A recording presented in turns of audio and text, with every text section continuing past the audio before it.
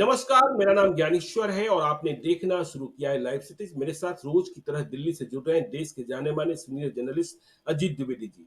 अजीत जी, पिछले 2 दिनों से हम चर्चा कर रहे हैं बिहार के राजनीतिक पहलवानों के बारे में।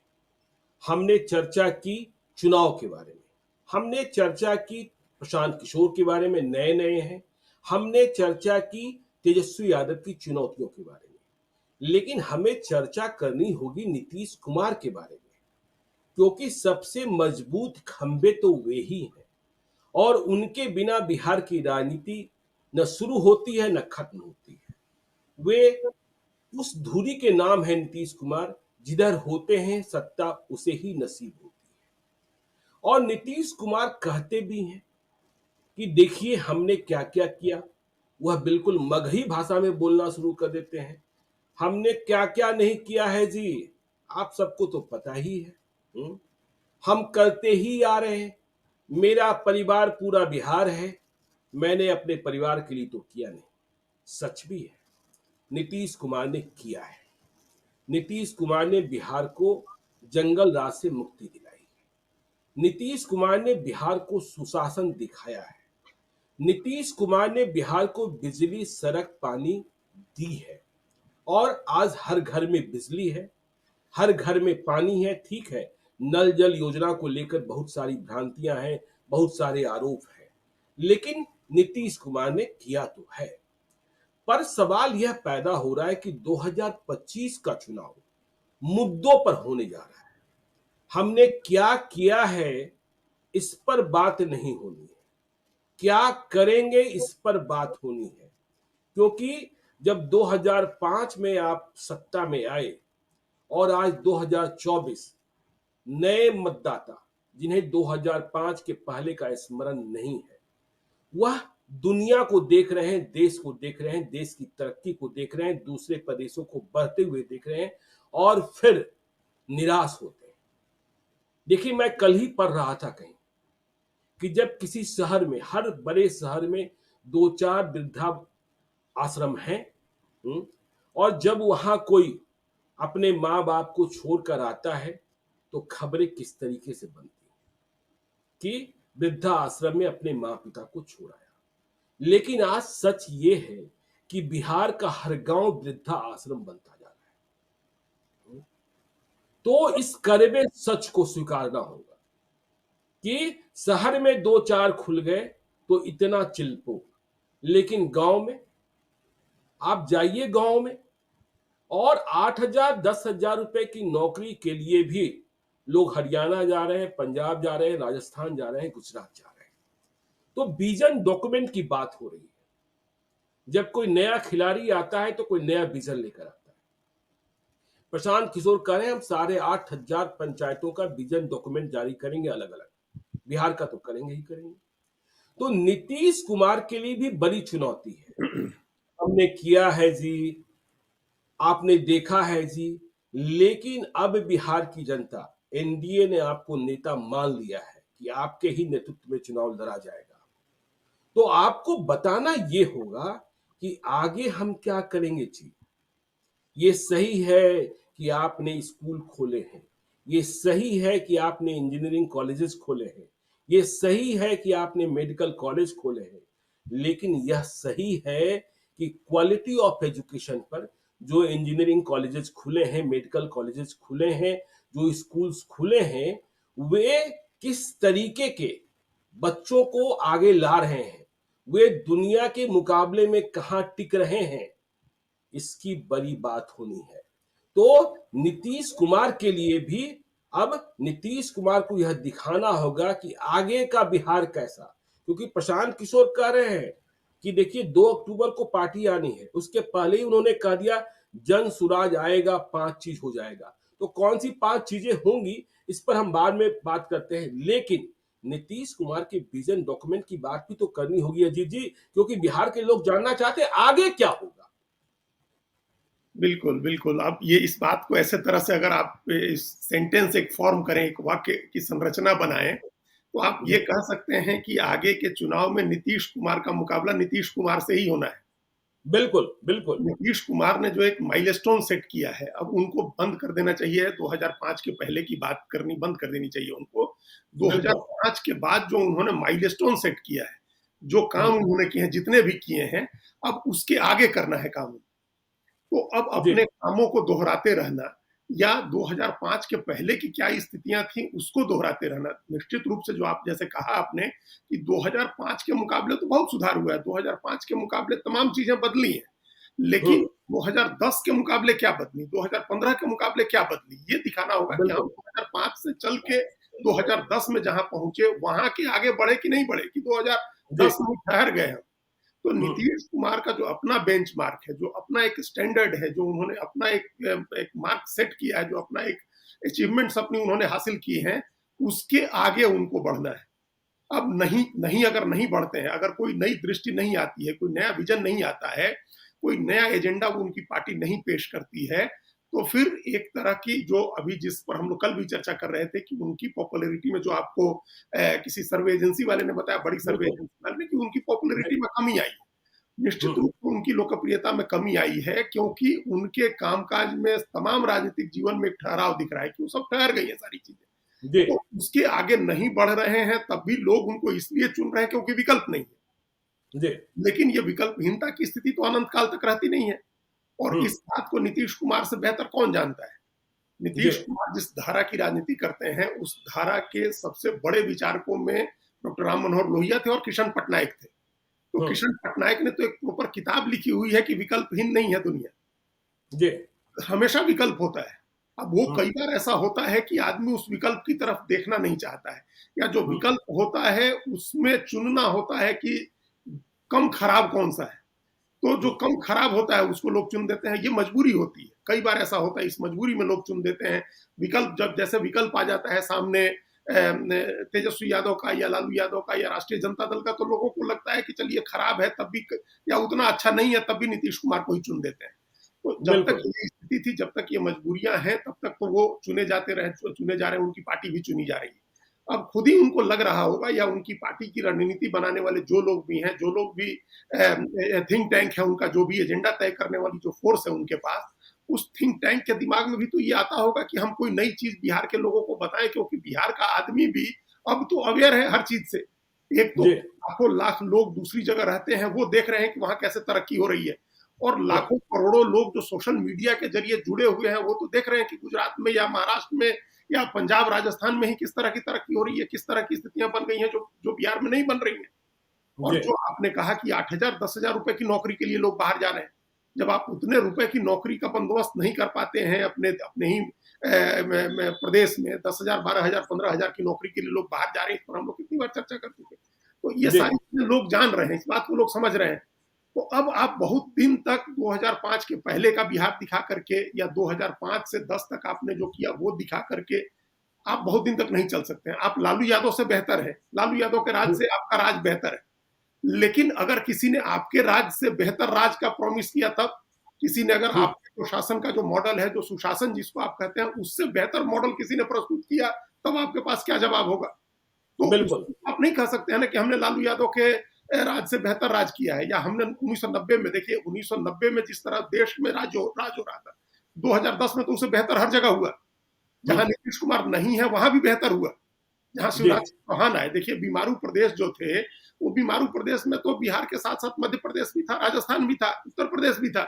लेकिन मध्य प्रदेश ने जिस तरह से काम किया, वहां भी शिवराज सिंह चौहान थे, काम किया उन्होंने। तो ये कोई नीतीश कुमार की यूएसपी अकेले बिहार के संदर्भ में है, राष्ट्रीय स्तर पर उस तरह से कई नेता काम कर रहे थे। अब उससे बेहतर गवर्नेंस का मॉडल लेके लोग आ गए हैं, हुँ। उसका आपके पास क्या जवाब है। ये नीतीश कुमार की सबसे बड़ी चुनौती, हमने इसलिए कहा कि उनको अपने से लड़ना है, नीतीश कुमार से नहीं, लड़ना आपने बिल्कुल है ठीक कि कहा जी। हम्म, आपने बिल्कुल ठीक कहा कि देखिए 2005 से 2010 के कार्यकाल में ही बिहार वहां पहुंच गया कि लोग रात को 12 बजे भी स्वच्छंद और निर्भीक तरीके से घूम सकते थे, बिल्कुल कहीं आ बिल्कुल सकते हाँ, थे, कहीं जा सकते थे, शाम को घर में बंद नहीं हो जाना था। ठीक है। और देखिए जो हमने कहा कि 8-10 हजार रुपए की नौकरी के लिए, देखिए कोई सरकारी नौकरी की बात नहीं हो रही, नहीं लोग प्राइवेट नौकरी करने जा रहे हैं बाहर। खेत और में बाहर मजदूरी करने जा रहे हैं। हाँ, बिल्कुल। भाई हाँ, खेत में जा रहे हैं, गार्ड की नौकरी कर रहे हैं, देखिए आरके सिंह आरा में चुनाव हारे तो मालूम हुआ कि जो राजपूतों की बस्ती है वहां भी कम मत मिला। तो क्यों कम मत मिला? जो हमने कहा कि बिहार का हर गांव जो है वो वृद्धा आश्रम बनता जा रहा है, तो मालूम हुआ कि जो राजपूतों का घर है उनके घर में तो कुंडी लगी हुई है, ताले लगे हुए हैं।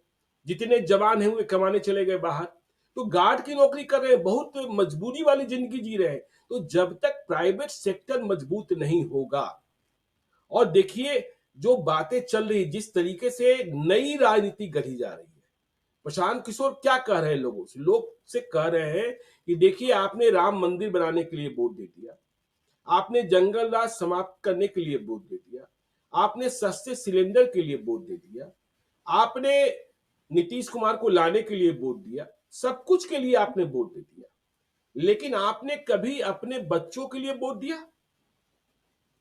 तो आप अपने बच्चों के लिए एक बार वोट दे दीजिए, अपनी ही जाति के उम्मीदवार को दे दीजिए। इसका आशय भी कुछ और है कि उम्मीदवार जाति का ही होगा। बिल्कुल। तो जब बच्चों की बात हो रही है कि भाई आप सस्ता सिलेंडर के लिए, मुफ्त राशन के लिए, सबके लिए वोट दे दिए, लेकिन बच्चा, आपका बच्चा आपके पास रहे, कमाए, घर चलाए और बड़ों की देखभाल भी करे। तो अब जो नीतीश कुमार यदि विजन लेकर नहीं आए, और जितना भी भाषण हम सुनते हैं, हमने ये किया जी, हमने ये किया जी, अरे आपने मेडिकल कॉलेज खोल दिए, आपने इंजीनियरिंग कॉलेज खोल दिए। अभी आप बता रहे थे पिछले दिनों की आईआईटी पटना की रेटिंग कहां चली गई, एनआईटी पटना की रेटिंग कहां चली गई। तो खोलने से नहीं, गुणवत्ता और उनके रिजल्ट्स क्या है। क्योंकि आखिरकार जब चुनाव में आप जीतते हैं तभी आपकी पूजा होती है। कॉलेज खुल जाएंगे, संस्थान खुल जाएंगे, लेकिन उनके नतीजे ऐसे होंगे कि दुनिया उसे माने ही नहीं, तो फिर फायदा किस बात का? देखिए ये बड़ा सवाल है नीतीश कुमार के सामने, उनकी अपनी साख के सामने ये बड़ा सवाल है। उन्होंने अपनी एक साख बनाई सुशासन की। वो साख बिल्कुल। इसलिए बनी ज्ञानेश्वर जी क्योंकि बिहार में कुछ नहीं था। जहां कुछ नहीं था वहां कुछ हुआ तो मान लिया गया कि बहुत अच्छा हुआ। जो एक कहावत है कि ना मामा से काना मामा अच्छा होता है, तो जहां कुछ नहीं था वहां थोड़ा सा हो गया तो लोगों को लगा कि ये तो बहुत अच्छा हो गया। कानून व्यवस्था सुधर गई जो आपने कहा, और 2010 का चुनाव नीतीश कुमार की पार्टी ने उस कानून व्यवस्था के मुद्दे पर लड़ा था। हमको तमाम विज्ञापन याद है कि लोगों ने, किसी ने, कोई महिला कह रही है कि पटना से लखीसराय जाना है तो 10 बज गए, रात में कैसे जाएंगे, तो वो जा रहा है, कह रहा है कि नीतीश कुमार का शासन है, अब कानून व्यवस्था बिल्कुल। ठीक हो गई है। तो ये विज्ञापन थे इस तरह के कि किसी को पटना से लखीसराय जाना है, किसी को पटना से मुजफ्फरपुर जाना है, तो लोग जाते थे, लोग जाने लगे। ये सब कुछ उसी समय हो गया 2010 में। उसके आगे क्या, ऐसा लग रहा है कि नीतीश कुमार ने 2010 में ये मान लिया कि अब कुछ करने की जरूरत नहीं है, सिर्फ समीकरण बना करके चुनाव जीता जा सकता है। चुनाव जीतने के लिए समीकरण से ज्यादा किसी चीज की जरूरत नहीं। हम्म। ये इसी भ्रम में का शिकार हुए लालू यादव, जो जी गरीबों बिल्कुल। के मसीहा थे। गरीबों के लिए काम करते करते उनको लगा कि अरे हम तो खाली ओबीसी का समीकरण बना लेंगे, एमवाई का समीकरण बना लेंगे तो चुनाव जीत जाएंगे। क्योंकि उस समय कांग्रेस भी एक पोटेंट फोर्स थी, बहुत मजबूत ताकत थी, और लेफ्ट भी एक मजबूत ताकत, और नीतीश कुमार की पार्टी बन गई थी। तो लालू यादव को लगा कि अब ये 4 कोण का चुनाव होगा, 4 पार्टियां लड़ेंगी, हम अपना एमवाई समीकरण से जीत जाएंगे। तो वो राजनीति तो एक दो चुनाव सक्सेसफुल होगी, लेकिन फिर 2005 में खत्म हुए तो फिर रिवाइव नहीं कर सके। तो यही स्थिति, इसी भ्रम में नीतीश कुमार आ गए कि अब सामाजिक समीकरण हमने बिठा दिया, अत्यंत पिछड़ों का समीकरण हमने बना लिया, दलित में महादलित हमने कर दिया, पिछड़ा में अत्यंत पिछड़ा कर दिया। बीजेपी मेरे साथ है, जिसकी वजह से हिंदुत्व का वोट है और फॉरवर्ड का वोट है, और महिलाएं हमारे साथ आ गई, क्योंकि महिलाओं के लिए 2005 से 10 के बीच में उन्होंने कई योजनाएं शुरू कर दी। पोशाक की योजना हो, लड़कियों की साइकिल की योजना हो, या आरक्षण हो, ये सब उन्होंने कर दिया। तो ये उन्होंने सोच लिया कि अब समीकरण से हो सकता है। तो कामकाज देखिए उसके बाद से स्पीड कितना स्लो हो गया। 2010 के बाद से सब काम पुराने उस ढर्रे पर चल रहा है। वो एक बड़ा बल लगाया जरूर उन्होंने 2005 में, जो न्यूटन की गति का पहला नियम है कि एक आपको बड़ा बल लगाना होता है काम शुरू करने के लिए, उसके बाद वो काम चलता रहता है जब तक उससे बड़ा बल लगा करके उसको रोका नहीं जाए। तो यही नीतीश कुमार ने किया है, बड़ा बल लगा करके उन्होंने काम शुरू कर दिया। अब और बल नहीं लगा रहे कि उस काम में तेजी आए। तो वो जी। काम जैसे लुढ़कता जाता है, जैसे एक बड़ा पत्थर लुढ़का दीजिए तो लुढ़कता जाता है, उस तरह से वो लुढ़क रहा है प्रदेश। हम्म। कुछ उसमें नया नहीं हो रहा है। तो नया करना है आपको, गुणवत्ता आप बनानी है। आपने जो इंस्टीट्यूट्स बनाए हैं उन इंस्टीट्यूट्स की गुणवत्ता सुनिश्चित करनी है। आपने जो बहाली की है जिन लोगों को, उनके काम की गुणवत्ता सुनिश्चित करनी है। आपने जो नए लोग नियुक्त किए हैं, चाहे अधिकारी हो, कर्मचारी हो, वो ईमानदारी से काम करें, ये सुनिश्चित करना है। ये तमाम चीजें, ये जो मॉनिटरिंग के ही काम कम से कम हो जाते तो रिजल्ट डिलीवर हो रहा होता। तो मॉनिटरिंग के काम नहीं हुए। फिर हम लोग कई बार चर्चा कर चुके हैं, जो पिछली सरकार थी बीजेपी के साथ, और जब शाहनवाज हुसैन उद्योग मंत्री थे, तो उन्होंने जो पहल की थी, छोटे बड़े जो उद्योग लगाने की, बिल्कुल। इथेनॉल की फैक्ट्री लग रही हो, बॉटलिंग प्लांट लग रहा हो, फूड पार्क्स बन रहे हो, जो छोटे छोटे जो जो पहल शुरू हुई थी, उस पहल को कंटिन्यू रखने के लिए क्या किया जा रहा है?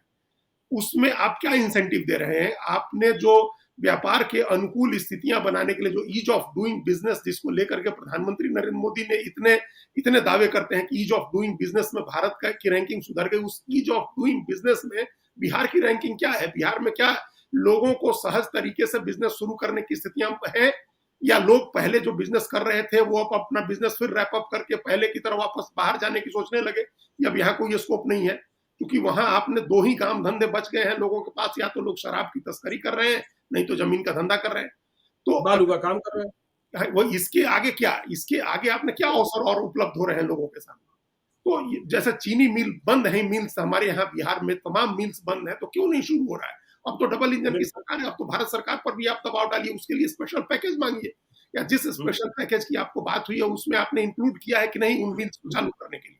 जो मोतिहारी की मिल्स बंद है जहां से हम आते हैं, अगर वो चालू हो जाए, हजारों किसानों के लिए जो जाते हैं सिद्धवलिया या गोपालगंज अपना गन्ना लेकर के, या कोई सुगौली जा रहा है, कोई कहीं भाग रहा है, उनकी समस्या तो खत्म होगी। उनके वहां 10 तो तरह की देखो अजीत जी, आपने आपने फैक्ट्री की बात कर दी, इंडस्ट्री की बात कर दी। देखिए, नीतीश कुमार की शुचिता में नीतीश कुमार की ईमानदारी पर कोई बट्टा नहीं लगा। वो हम लोग कितनी बार चर्चा कर चुके हैं, उसमें हाँ, कोई कोई संदेह बट्टा नहीं। नहीं लगा। लेकिन दुनिया में परिवर्तन, राजनेताओं में परिवर्तन, और नीतीश कुमार में जड़ता जो पढ़ते हैं, जो पॉलिटिकल पंडित, वे कहते हैं देखिए नीतीश कुमार साफ सुथरे हैं, अनुशासित हैं, लेकिन दिक्कत ये है कि उन्होंने खादी के अच्छे कुर्ते पहने हैं, लेकिन दुनिया लिनन की ओर बढ़ गई, यह नीतीश कुमार नहीं समझ पाते हैं। पहली बात। दूसरी बात, जो आप फैक्ट्रीज की बात कर रहे हैं, हीरो साइकिल की फैक्ट्री लगी बिहार में, बंद हो गई कुछ ही वर्षों में। और देखिए कसक ऐसी कि जितने साल तक हीरो साइकिल की फैक्ट्री चली, बिहार में लाखों की संख्या में छात्र छात्राओं को देने के लिए साइकिलें खरीदी गई। लेकिन आपने ये कोई व्यवस्था सुनिश्चित नहीं की कि मेड इन बिहार जो साइकिल है, मेक इन बिहार जो साइकिल है, वही सरकार खरीदे और बच्चों को दे। बिहार में अजीत जी, आप मेरी तरह ही जानते हैं कि बिहार में फैक्ट्रीज के नाम पर, इंडस्ट्रीज के नाम पर सिर्फ आयरन फैक्ट्रीज है, टीएमटी के कारखाने। लेकिन आज भी सरकार कहती है कि नहीं, टाटा का ही स्टील लगेगा, जेएसडब्ल्यू का ही लगेगा। क्या आपने इन फैक्ट्री मालिकों के साथ बैठकर कभी बातचीत करने की कोशिश की कि आपकी गुणवत्ता उनके बराबर हो? और यदि गुणवत्ता उनके बराबर है जो दावा किया जाता है, तो आप अपने प्रदेश में लगे उद्योगों को क्यों नहीं प्रमोट करते? ये बड़ा चैलेंज है। जब हम अपने घर का माल खुद नहीं खाएंगे, खुद नहीं खरीदेंगे, तो फिर दुनिया, तो फिर ठीक है। कैसे हाँ? खरीदेगी वो? तो हाँ, आपको तो आपको ये लोकल इंडस्ट्रीज को जो प्रमोट करने की पॉलिसी होनी चाहिए है, वो पॉलिसी नहीं है। इसका मतलब उसको लेकर के कोई दृष्टि नहीं है कि हम लोकल, एक कई बार ऐसा भी होता है कि सेफ प्ले करना होता है। कई एजेंसीज गवर्नमेंट में सेफ प्ले करती हैं कि टाटा से सामान खरीद लो, टाटा स्टील से, जेएसडब्ल्यू से खरीद लो, तो खराब भी गुणवत्ता होगी तो हमारे ऊपर बात नहीं आएगी कि हमने तो टाटा से खरीदा, आपने लोकल क्यों खरीदा? लोकल जी, इंडस्ट्रीज की गुणवत्ता सुनिश्चित हो और आप उस पर भरोसा करके खरीदें। तमाम चीजें, कोई एक चीज की बात नहीं है। लोकल इंडस्ट्रीज को प्रमोट करें। तो बिहार की आबादी 13-14 करोड़ आबादी है, अपना कंजम्पशन इतना ज्यादा है, अपनी जरूरतें इतनी ज्यादा है कि हम खुद ही यूज कर सकते हैं। देखिए, हमने आज ही एक फिगर पढ़ा है कि हम अपने अपने जो प्रोडक्ट्स हैं, हमारे जो प्रोड्यूस हैं, हम 75% कंज्यूम करते हैं। अपना प्रोडक्ट जी, इंडिया बिल्कुल। करता है, और चाइना 73% ही कंज्यूम कर रहा है। तो हम लोग इसमें चाइना से आगे हैं, ये बात कही जा रही है। बिहार में क्या उत्पादन हो रहा है जिसको हम लोग कंज्यूम कर रहे हैं? कितना कंजम्पशन हो रहा है बिहार के में जो चीजें उत्पादित हो रही हैं? कितनी उत्पादित हो रही है, उसका कितना कंजम्पशन लोकली हो रहा है? तो अगर लोकल प्रोडक्शन हो, लोकल प्रोड्यूस हो और लोकल कंजम्पशन हो उसका, तो कई सारी चीजें बच जाती हैं। एक तो उनके उनके आगे बढ़ने की स्थितियां हो जाती हैं, उपभोक्ताओं को सस्ता सामान मिलता है, ये तमाम तरह की चीजें, ये एक सिंपल जो ज्वाइंट सेक्रेटरी बैठा होगा मिनिस्ट्रीज में, जो इंडस्ट्री में हो या कंज्यूमर अफेयर्स में हो, वो बता सकता है, वो कर सकता है इस काम को। उसके लिए किसी बड़े तामझाम की जरूरत नहीं है, वो अधिकारी कर सकते हैं, 2 अधिकारी 4 अधिकारी मिल जाए तो इस तरह की चीजें कर सकते हैं। सरकार के लेवल पर तो अगर विजन हो तो क्या कहना है।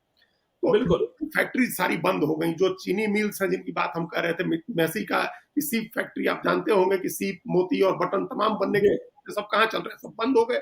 खाना का हमारे यहाँ सबसे ज्यादा प्रोडक्शन है, क्या हम लोग उसको इंस्टीट्यूशनलाइज कर पाए हैं? हमारे यहाँ मैं आ रहा हूँ अजीत जी, मैं आ रहा हूँ। देखिए देखिए, मैं मक्का और मखाना दोनों पर आ रहा हूँ। मक्का और मखाना, हम कितने बड़े प्रोड्यूसर हैं, लेकिन हम चाहे दुनिया के जिस हिस्से में चले जाए, हम मखाना बिहार का खाते हैं। है। हाँ, मतलब 50 ग्राम का पैकेट 200 रुपए में खरीदते हैं, 100 ग्राम का पैकेट 200 रुपए में खरीदते हैं, जब हम हवाई जहाज का सफर करते हैं या मुंबई के और दिल्ली के किसी मॉल में होते हैं। लेकिन हमारा अपना कोई ब्रांड डेवलप हुआ क्या? दुनिया भर में बिहारी मक्के की धूम है, लेकिन बिहारी मक्के की धूम है, बिहारी मक्के की किसी ब्रांड की धूम नहीं।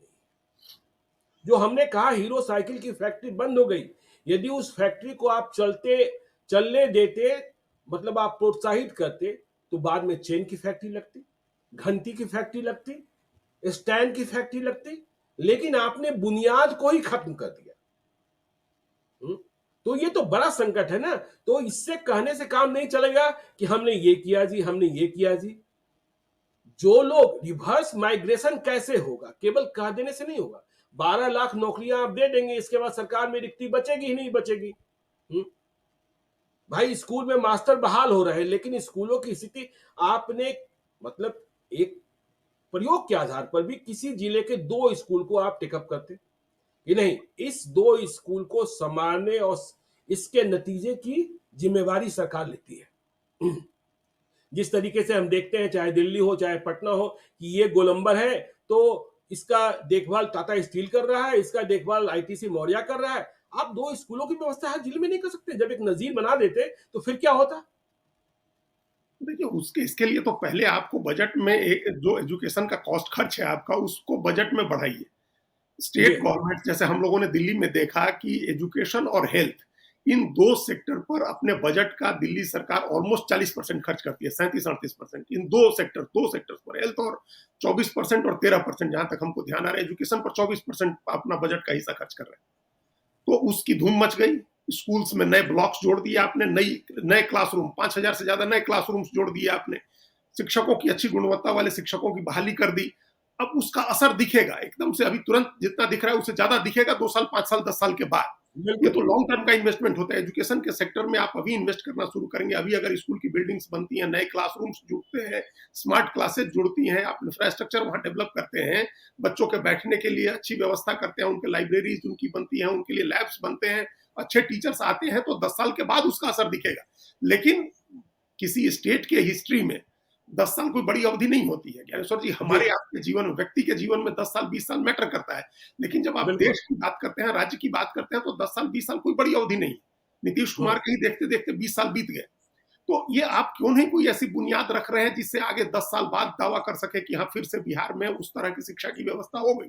जब बिहार टेक्स्ट बुक कॉर्पोरेशन की किताबें पढ़ के, सीबीएसई तब भी था, लेकिन सीबीएसई से बेहतर करते थे बच्चे बिहार टेक्स्ट बुक की किताबें पढ़ के। सीबीएसई के बच्चों से ज्यादा बढ़िया उनके मार्क्स आते थे। दिल्ली यूनिवर्सिटी में एडमिशन होता था, जेएनयू में एडमिशन होता था, वो लोग यूपीएससी और आईआईटी निकालते थे। वैसी व्यवस्था आप क्यों नहीं कर पा रहे? तो ये गुणवत्ता सुनिश्चित करनी है। कहने का हम लोग का आशय, जो हम लोग पहली लाइन से, पहले मिनट से कह रहे हैं, कि नीतीश कुमार जो ठहर गए और सिर्फ समीकरण की राजनीति करने लगे, और उनको इतने पर संतोष हो गया कि हमने लालू यादव के राज से बेहतर कर दिया। तो ये आप कंपटीशन लालू यादव के राज से मानेंगे, जो हम लोग जब भी यहाँ भारत, दिल्ली में बैठे हैं हम लोग, और जब भी भारत कोई भी नेता पाकिस्तान से तुलना करता है, तो हम लोग उसकी हंसी किस बात के लिए उड़ाते हैं कि भाई पाकिस्तान से थोड़े कंपटीशन है हमारा, हमको पाकिस्तान से कंपटीशन करना है, या हमको ब्रिटेन से करना है, फ्रांस से करना है, चीन और अमेरिका से अपना कंपटीशन करना है, यूरोप से करना है। तो लालू यादव से कंपटीशन करके नीतीश कुमार क्या हासिल कर रहे हैं? आप लालू यादव के राज से बेहतर राज है आपका, हो गया, इस पर आप 4 बार चुनाव जीत गए। तो आप कब तक उसकी तुलना में, आपने तुलना के लिए आप किसको एक कमजोर पहलवान चुन लिया, अब रोज उसी पर पंच मार रहे हैं कि सारे पंच आपके लालू यादव के लिए। आप दूसरे से तुलना करिए, आप स्टालिन से तुलना करिए, आप तमिलनाडु से बिहार की तुलना करिए, आप चंद्रबाबू नायडू से क्यों नहीं तुलना करते हैं? आप दोनों साथ में बीजेपी के साथ है, सरकार चला रहे हैं, आप बिल्कुल, तमिलनाडु से क्यों बिल्कुल। नहीं? आप आंध्र प्रदेश से सिर्फ एक सिंपल उनका मॉडल उठाइए चंद्रबाबू नायडू का, कि उन्होंने किस तरह से हैदराबाद के बस के सामने उन्होंने वहां साइबराबाद विकसित किया, किस तरह से उसको टेक्नोलॉजी आईटी का हब बनाया उन्होंने, और क्या डेवलपमेंट्स किए वहां आंध्र प्रदेश में। आप मॉडल उसको बनाइए ना, आप गुजरात को मॉडल बनाइए, महाराष्ट्र को मॉडल बनाइए, आप हरियाणा दिल्ली से तुलना करिए। आप लालू यादव के राज से तुलना कर रहे हैं, वो भी 2005 के पहले, और उससे नहीं, बेहतर कर दिया, इसके संतोष में जी देखिए रहे हैं। दर्द दर्द देखिए, आप तो दिल्ली चले गए अजीत जी। कल रक्षाबंधन था, मैं एक परिचित से मिला, उनके 3 बच्चे हैं। 2 बच्चे सेटल कर गए बाहर पढ़ाई की, तीसरा बच्चा जो है वह अगले 12 महीने में। वे चाहते हैं कि जो तीसरा बच्चा है एक बड़े शैक्षणिक संस्थान में पढ़ रहा है, वह पटना वापस चला आए। मेरे सामने उन्होंने कल बेटे को फोन किया, मुझसे भी बात कराई। उसने कहा अंकल पटना आकर हम करेंगे क्या, मेरे लिए क्या अवसर है। और इनके सामने, पिताजी के सामने संकट ये है कि पटना में 3 तल्ला घर बना लिया। अब उस घर में दिया बत्ती कौन देगा? किराया लगा देंगे तो कहीं ऐसा ना कि किराएदार ही झंझट कर ले, हैं? हम्म।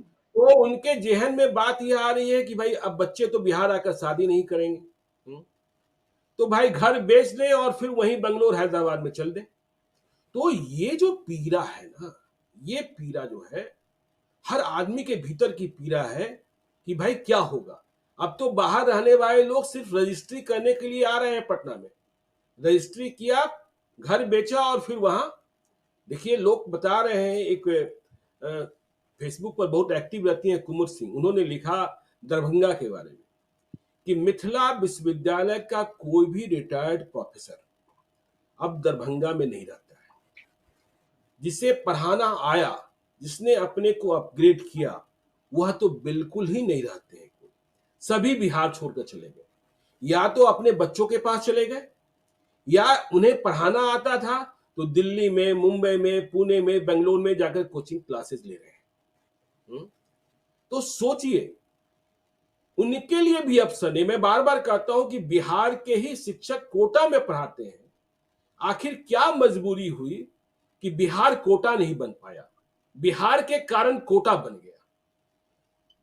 ये विजन की कमी है, जिसकी हम लोग बार बार चर्चा करते हैं। विजन की कमी है, इंफ्रास्ट्रक्चर डेवलप करने का प्रयास नहीं किया गया, और बदलते हुए समय के अनुसार बदलने की कोशिश नहीं की गई, और राजनीतिक सफलता को ही इस पैमाना मान लिया गया कि हम प्रशासनिक रूप से भी सफल हैं, क्योंकि चूंकि हम राजनीतिक रूप से सफल हो रहे हैं, हम चुनाव जीत रहे हैं, इसीलिए आप कौन होते हैं हमारे ऊपर सवाल उठाने वाले। ये हमारे बिल्कुल आपके ऊपर भी ये सवाल आएगा कि आप लोग क्या सवाल उठा रहे हैं, लगातार चुनाव जीत रहे हैं नीतीश जी जी। की जो क्वालिटी है, नीतीश कुमार की, उसको हम लोग बार बार अप्रिशिएट करते रहे हैं कि वो, उनके ऊपर भ्रष्टाचार के आरोप नहीं है, परिवारवाद के आरोप नहीं है, वो साफ सुथरी छवि के आदमी है, विनम्र नेता है, पढ़े लिखे नेता है। लेकिन उन्होंने स्टैग्नेंट कर दिया, स्टेट के डेवलपमेंट में जड़ता आ गई, क्योंकि उन्होंने अपना कंपटीशन लालू यादव से मान लिया, और लालू बिल्कुल। यादव ने जो किया था उससे बेहतर हमने कर दिया, अब इससे बेहतर करने की जरूरत नहीं। तो इससे बेहतर करने का अगर कोई आपके पास विजन नहीं है, तो आप छोड़िए, रास्ता साफ करिए उसके लिए जिसके पास विजन है, जो बिल्कुल आगे जो है, जो जो जो इस जहां आप लेके आए हैं। होता है ना, रिले रेस में होता है कि एक जगह खिलाड़ी बैटन पकड़ाता है, 100 मीटर के बाद उसको आगे दूसरा खिलाड़ी उसको आगे ले जाता है, तो आप बैटन पकड़ाइए। हम सब लोगों ने देखा वो जेसिका आर्डर्न हमको नाम जहां तक ध्यान आ रहा है, न्यूजीलैंड की जो प्राइम मिनिस्टर थी, उसने कहा कि हमको, जी। मेरे पास नए विचार नहीं है, अब देश को बिल्कुल। आगे ले जाने के लिए मेरे पास नए विचार नहीं है, तो हम चाहते हैं कि कोई नया आदमी आए और वो यहाँ से आगे ले जाए देश को। हाँ, तो और वो तेजस्वी यादव भी हो सकते हैं, चिराग पासवान भी हो सकते हैं, सम्राट चौधरी भी हो सकते हैं, प्रशांत किशोर भी हो सकते कोई हैं। भी हो सकता है, कोई एक नया, जिसके पास जो नया विजन ले आए। प्रदेश की जनता बिल्कुल को भी ये देखना चाहिए। देखिए, अगर नीतीश कुमार की पार्टी नया विजन नहीं प्रस्तुत करती है, तो प्रदेश के लोगों को ये देखना चाहिए, तुलना करनी चाहिए है लोगों के घोषणा पत्र की, लोगों के विजन डॉक्यूमेंट्स की, और ये देखना चाहिए कि कौन नीतीश कुमार की लिगेसी को यहाँ से आगे ले जा सकता है। जो आगे ले जा सकता है उस पर लोगों को भरोसा करना चाहिए।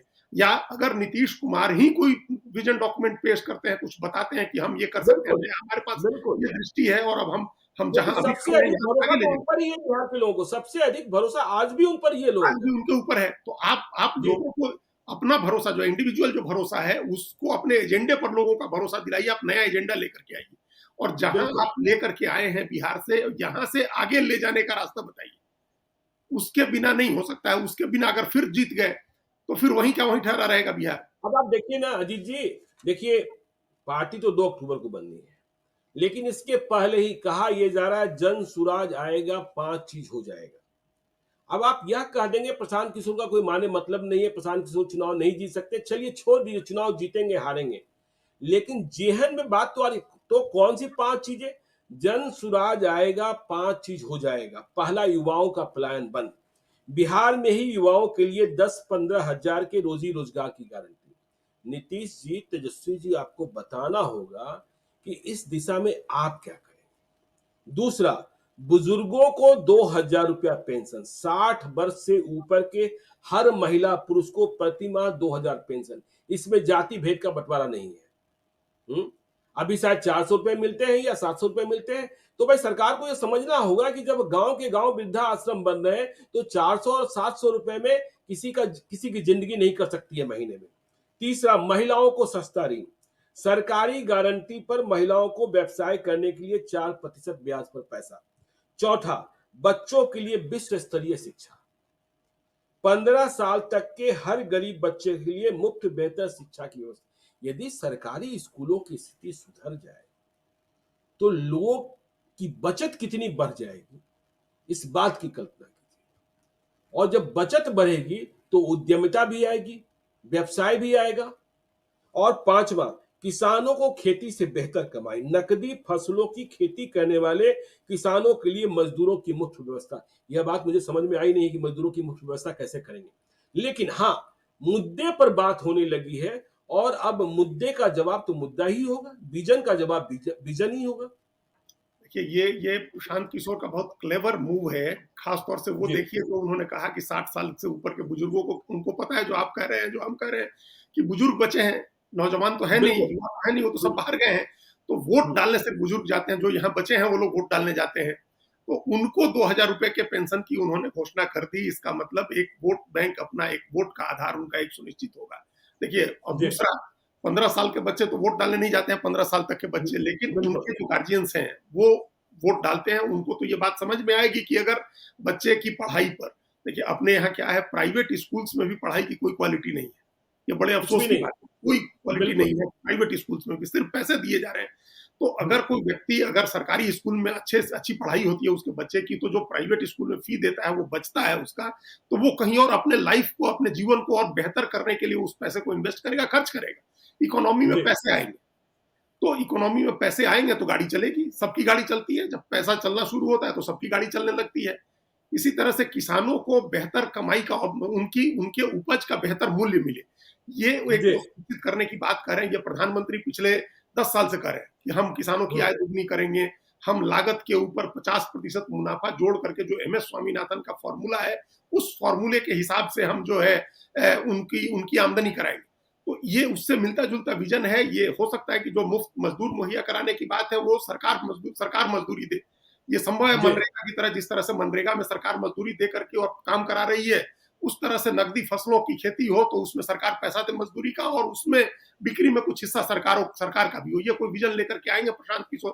तो ये जो शिक्षा की बात हुई, किसानों की बात हुई, बुजुर्गों की बात हुई, नौजवानों का पलायन रोकने की बात हुई, ये एक विजन डॉक्यूमेंट तो उन्होंने पेश किया। देखिए, ये बिल्कुल। हमेशा हमेशा एक बात समझनी चाहिए है लोगों को, जो लोग खारिज कर रहे होंगे प्रशांत किशोर के कि ये आइडिया है, इस आइडिया का कोई लेना देना नहीं है, क्योंकि प्रशांत किशोर के पास अभी क्या है कि जो आइडिया इंप्लीमेंट करेंगे, उनको समझना चाहिए है कि किसी भी क्रांति के लिए या किसी भी बदलाव के लिए एक वैज्ञानिक और बेहतर आइडिया की जरूरत होती है। एक जी। वैज्ञानिक विचार की, एक बेहतरीन विचार की जरूरत होती है। तो ये एक बढ़िया आइडिया है उनका। देखिए, बरसों तक हम लोग राजनीति शास्त्र के विद्यार्थी के नाते हमने पढ़ा यूटोपियन सोशलिज्म, एक जो हम्म, काल्पनिक समाजवाद की अवधारणा हम लोगों ने पढ़ी कि जिसमें सिर्फ कल्पना थी कि सारी चीजें बेहतर हो जाएंगी, उसके जी। पीछे साइंटिफिक सोच नहीं थी तो कुछ नहीं हुआ। चाहे चार्ल्स हम्म, फूरियर हो या सेंट सिमोन हो या रॉबर्ट ओवेन हो, ये तमाम जो यूटोपियन सोशलिज्म के थे, किसी का नहीं चला आइडिया। मार्क्स ने वैज्ञानिक समाजवाद की धारणा दी, उन्होंने सिद्धांत भी दिया कि इसको कैसे इंप्लीमेंट करेंगे, तो दुनिया जी। बदल गई। बिल्कुल। ये एक सिद्धांत हो, वो वैज्ञानिक हो, उसको उस पर अमल करने के लिए आपके पास उस आइडिया ठीक है, आइडिया अमल करने का आपके पास तरीका हो, अगर प्रशांत किशोर के पास अपने इस आइडिया को अमल करने का तरीका है, इस आइडिया के पीछे कोई वैज्ञानिक अवधारणा है, उन्होंने इसके उसकी इकोनॉमी को, इसके रेवेन्यू मॉडल को उन्होंने काम किया हुआ है अगर उस पर, तो इस पर लोगों को यकीन करना चाहिए, मानना चाहिए कि एक अच्छा विचार आया है। इस विचार के पीछे अगर लोग खड़े होते हैं तो क्या पता कि मजबूरी में तमाम पार्टियां इस तरह के विचार लेकर के आए, फिर लोगों के पास ऑप्शन हो, अच्छे ऑप्शन हो, लोग मजबूरी में विकल्प न चुने। तो इस पर विचार करने में लोगों को नहीं हिचकना चाहिए, ये देखना चाहिए, और पार्टियों को भी इससे सबक लेकर के अपना विजन डॉक्यूमेंट सामने करना चाहिए, ताकि जो मतदाता है बिहार के, वो बेहतर में से बेहतर चुन सके, कम खराब चुनने के बदले बदले सबसे अच्छा जो है उसको चुन सके। बिल्कुल, देखिए सही बात है कि जो कम खराब चुनने की जगह आप सबसे अच्छा, और देखिए जब जड़ता आती है, स्थिरता आती है, ठहराव आता है, उड़ता पंजाब का नारा, और मुख्यमंत्री कौन बन गया? हम्म। हुँ? हाँ, तो यह भी समझने की बात है। तो बिल्कुल बिहार बिल्कुल। के मुद्दों को लेकर हमारी चर्चा जारी रहेगी। आप देखते रहिए लाइव सीरीज़ को। यदि अब तक आपने हमारे यूट्यूब चैनल लाइव सीरीज़ को सब्सक्राइब नहीं किया है, तो ज़रूर कर लीजिएगा, और यदि इस वीडियो को आप फेसबुक पेज के माध्यम से देख रहे हैं, तो पेज को लाइक कीजिएगा, ट्विटर पर भी हमें फॉलो कीजिए। धन्यवाद।